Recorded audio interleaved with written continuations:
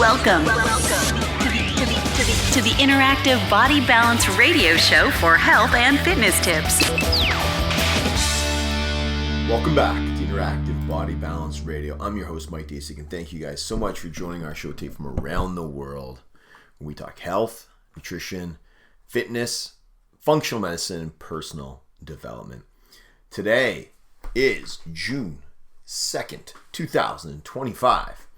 Summer is approaching, and as always, you guys know, super busy with business, clients, family, horses, hockey, jiu-jitsu.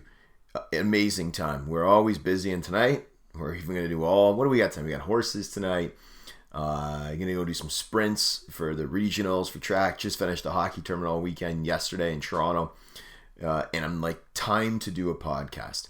And what I said a couple of weeks ago when I came on here is I'm going to try to do a couple every week, at least one, where we talk and we speak about a topic that's on everybody's mind, right? There's so much that I love to study and do, and there's so many different health topics or business topics or personal development topics that we want to talk about, but I'm going to try and pick one or two a week that's really top of mind. So this one I got a lot, right? So this one was on marijuana. So cannabis or weed. Is it good for you? Is it bad for you? What's it about? And there's so many articles and there's lots of research being done on it. You can go anywhere and search it. I'm going to pull some of my information from the Cleveland Clinic today. There's tons of documentation. Like I said, you can click on any link. You can go there and see some of the studies and the journals and everything about it. But let's use the Cleveland Clinic today as a basis for it and kind of go through it. So what is marijuana in general, right? It's a substance, right, that can have mind-altering effects. Some people call it weed, pot, dope, but they also misinterpret or use the terms marijuana and cannabis interchangeably when there are differences, right? So I'll just explain it here quickly. Cannabis, that refers to all products derived from the cannabis sativa plant. Dried flowers, leaves, stems, seeds. Plant contains over 500 chemical substances. CBD is one of these chemicals. Marijuana, on the other hand, refers to parts of or products from the cannabis sativa plant that contain substantial amounts of THC, and this is the main chemical cannabinoid that causes mind-altering effects. So marijuana, cannabis, a little different. Marijuana contains THC, and that's just a little different. So I have done, I think, 2 or 3 podcasts on marijuana and weed and pot in the past. You can look up the archives and go from there. So, in other words, marijuana is cannabis, but not all forms of cannabis are marijuana, okay? They contain THC. Big drug being used in the world, as you know. Many young adults use it. Many, even older adults use it, right? There's a study here, I'm going to pull it off here, 2021, 35.4% of people aged 18 to 25 in the U.S. reported using marijuana. Incredible numbers, right? 35%, just a little over 1 in 3 people. Also, researchers are still working through long-term studies and short-term effects of the substance in terms of what it does, but we'll get to some of those after. There's another article too, or more information. Is it a hallucinogen, right? So scientists have classified THC, so marijuana, as a hallucinogen. However, not all instances of marijuana can cause those effects. What about medical marijuana? People say, what is it? How can it help me? What do we do? There's many, I guess, U.S. states that have laws regarding it. They use it for medical things like chronic pain, nausea, multiple sclerosis, appetite stimulant. And the U.S. FDA classifies marijuana as a Schedule 1 substance. That means it has no currently accepted medical uses and a high potential for addiction. Because of that, again, from the Cleveland Clinic, healthcare providers can't prescribe marijuana, but they may certify marijuana for use to help with certain medical conditions in states that allow it. Okay, this is just some of the stuff. Some of the FDA-approved analogs of marijuana is cannabidiol, and it controls seizures in people. Dronabinol, that one there can prevent and treat nausea and work with vomit-relating issues with chemotherapy. Not all hospital systems as well and healthcare providers certify medical marijuana in states where it's legal. Okay, so what about some of the effects of marijuana? Okay, it does affect people differently. I get this all the time because I have people that I've worked with and talked to, and in general I use it. Your genetics play a role, your age, your sex, how you consume it. Marijuana, THC, smoking, vaping, ingesting, the length and the strength of the marijuana. How long you've used it, if you're on medication, so any contraindicators, stuff like that. The effects will be different, and they're not always the same from person to person. So what about some of the studies and the short-term effects of marijuana? When you smoke it, right, passes through the lungs into your bloodstream. Your blood carries the THC to the brain and other organs. Your body absorbs the THC more slowly if you eat or drink it. You typically experience the effects after 30 minutes to 1 hour. The THC resembles a naturally occurring chemical in your body called anandamide, and this THC works with that, and they fit into the receptors in certain parts of your brain. Thus, again, from Cleveland Clinic, the THC in marijuana overly activates parts of your brain that contain the highest number of these receptors, leading to some of the effects. So what are they? Some short-term are altered sense of time and space, altered senses, maybe mood changes, right? Impaired memory, issues with thinking, disorientation. I've had people with dizziness too, be tired, coordination, slower reaction time. I've seen that with athletes that I've worked with before. And there's other things too. If you have too much of it or higher doses, there can be delusions or hallucinations, etc. Again, I've seen this too. So this comes from the archives, right? Other short-term effects, nausea, increased heart rate, dry mouth, etc. What about the long-term effects of marijuana? They're still going into those, and there's more studies coming out, but using it, before your brain fully develops can affect how your brain potentially builds connections for certain functions like attention, memory, learning, and they can last a little while. Smoking any product like marijuana can damage your lungs, increase the risk of bronchitis, other vascular issues, potential heart disease, and many other things, right? Also, frequent use of it can maybe result in other psychotic behaviors, even schizophrenia, in people who are predisposed to these conditions. So many studies here. I'm looking at it and clicking on these studies. The studies are very prominent, and I don't want to get into too many of them, but just you go to the sites, go to some of the areas where you can click on some and look into it with, even looking here at gum disease or any other cell diseases, etc. But it's something you need to look into before you want to do marijuana, with the THC for a long period of time. Yeah, there are benefits. There's some people will claim, there's lots of stuff going on right now. There's not enough research, as this site will say, and other ones on it. But people have said that there are, they make feel them relaxed, so it helps with their anxiety, potential pain.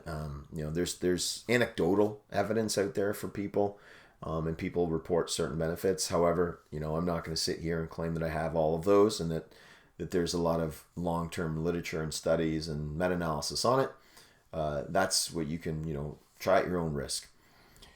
Now, as I've already said, the long-term health effects of marijuana, some other risks, again, coming off the sites, coming off the literature that I've seen, there is, could potential increased risk for accidents or motor vehicle crashes, potential increased risk, of injury for people over 65. Of course, products can be contaminated like anything, though. There can be other, microorganisms or pesticides in some of it. There can also be issues with, improper manufacturing, right?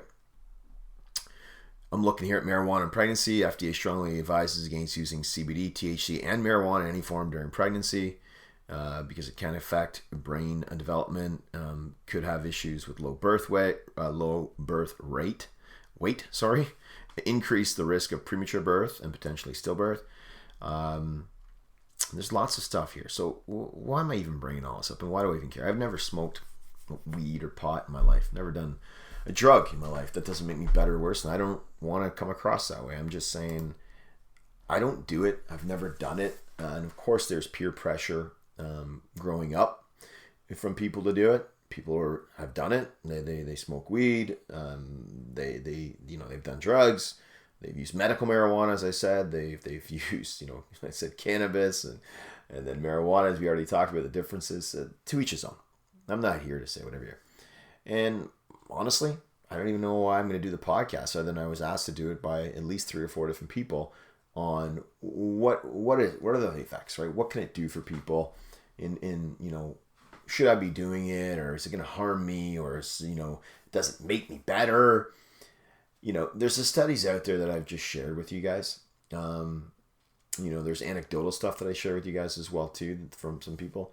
All I would say is always research and look up what you're putting into your body.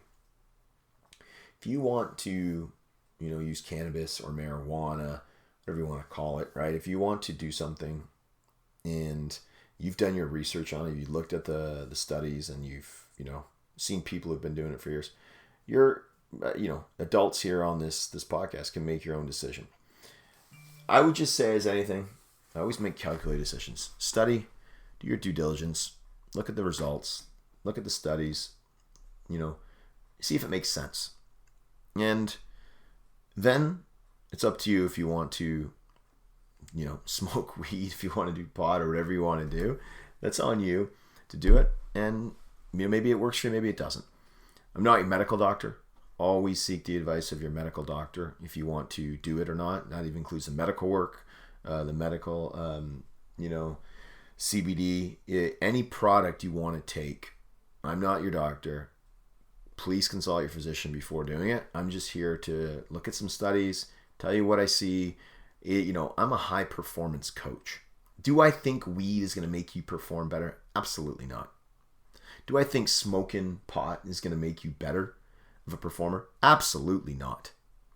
I just don't. I don't think if I'm going to go work, and I work with professional athletes, I work with high-level, C-level executives, smoking weed or doing pot before a hockey game or before a big presentation where they have to be engaged, I don't think it's going to make them perform at their best. It's just not. And I've seen it, and I don't recommend it for those reasons, especially working with high performers. I don't recommend it. That seems like an obvious statement, and people say, well, Mike, you're an idiot. Of course it doesn't. Trust me, some people think it makes them perform at a high elite level. They really do. I would say it slows your reaction time down, and it makes you less optimal, and it makes you perform at a lower level. Read the studies if you don't believe me. I am here to help you become the best version of yourself. I'm here to help you become the top at your game. If it is in business, if it is in sports, if it is in relationships with your family, a good mom or dad, that is why I'm here. I just wanted to talk with this today, like I said, because in the last week I've gotten a few questions on it. Do what you want with it. Got the website, interactivebodybalance.com, MikeDaciuk.com. You can email the office at any time. We try to help. We're super busy. We're traveling all over this great continent. Not taking on new patients, but we'll always provide guidance. We'll email or provide or send you down the right path of qualified, skilled practitioners. I'll finish the email, info@MikeDaciuk.com. The books, we have a couple books that are free on the website. Head on over. Social media, Mike Daciuk. Just look up Mike Daciuk Interactive Body Balance on Instagram, Facebook. Where are we on Twitter? I don't do Snapchat. I don't do TikTok. Just don't care to. But we're here to help. We're here to serve. And we do this for free. This is free of charge. We want to get it out to the people. And when I'm traveling, I was in Montreal last week, and I'm going to go away again, I think, next week. People ask questions all the time. Peptides, creatine, oh my God, energy drinks. The list goes on. And if you want me to talk about a topic, and I will give you the data, so I'll give you the studies, but I'll also give you anecdotally from what I see from hundreds and hundreds of clients. So what do you see in practice? But then what does the data show? Super important, really critical. All right, I care about y'all. I love doing this. I love getting the information out. You ever have any questions, you know where to reach me. I already said it. We're here to serve. I was on stage doing a podcast last week in Toronto, and that's how I ended it. I'm here to serve. I'm here to serve people and help them become better. All right, I won't forget. I almost did, but I won't, because I got a lot of stuff on my brain today. What do I tell my kids every day? I've been saying this for 10 years, maybe longer. Number one, kids, you got to work hard. It's no substitute for hard work. You got to do the reps. You've got to study. You've got to learn. You got to apply.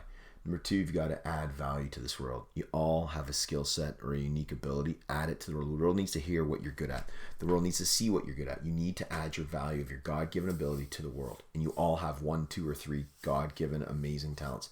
We need to see it and hear it. Number 3, help other people. I always say this, go to your way to pull out chairs, open doors, give of your time, volunteer, help other people. Number 4, smile and have some fun. You need to have some fun. You need to go out and play. You need to network with people. I said we're in a tournament all weekend. We had great lunches, great dinners, lots of laughter, a lot of fun. And, vacation season's coming up in a month or so after all the kids get out of school and we finish closing business. And we're going to have some fun. Okay. Take care, my good folks. Hope you guys enjoyed the show, and we'll talk to y'all real soon.